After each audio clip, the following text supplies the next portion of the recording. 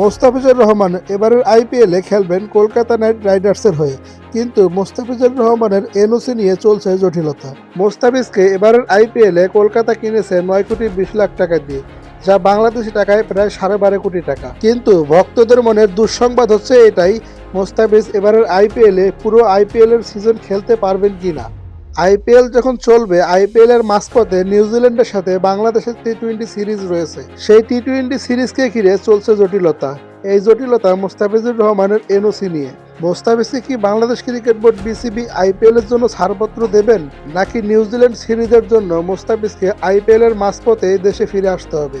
কি করবে বিসিবি? এই বিষয় নিয়ে বাংলাদেশ ক্রিকেট অপারেশনের চেয়ারম্যানকে জিজ্ঞাসা করেন। প্রশ্নের উত্তরে ফাহিম স্যার বলেন যে মোস্তাফিজের এনওসি প্রবলেম নিয়ে আমরা বিসিবিতে কথা বলছি।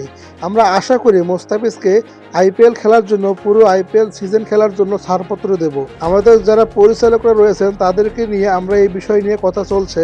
আমরা আশা করি মোস্তাফিজকে পুরো সিজনের জন্য ছাড়পত্র দেব। তো Bangladesh cricket operations chairman Fahim স্যারের এই কথাই বোঝা যাচ্ছে যে মোস্তাফিজুর রহমানকে নিয়ে পজিটিভ সিগন্যাল আসতে যাচ্ছে আইপিএলের এনওসি নিয়ে। তো মোস্তাফিজুর রহমানের এনওসি আসলে মোস্তাফিজ পুরো সিজন আইপিএলে খেলবেন এবারে। মোস্তাফিজুর রহমানও ছুটি চেয়েছেন, বাংলাদেশ ক্রিকেট বোর্ডের কাছে এনওসি চেয়েছেন আইপিএল খেলার জন্য।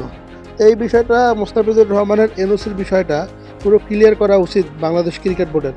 আর মোস্তাফিজকে সুযোগ দেওয়া উচিত, কারণ বাংলাদেশের ক্রিকেটারকে এমনি আইপিএলে কোনো দল কিনতে চায় না। মোস্তাফিজকে অবশ্যই সুযোগ দেওয়া উচিত। তো কী বলেন আপনারা? কমেন্টে জানাতে পারেন আপনাদের মতামত। মোস্তাফিজকে পুরো সিজনের জন্য কি এনওসি দেবে, নাকি নিউজিল্যান্ড সিরিজে বাংলাদেশে নিয়ে আসবে?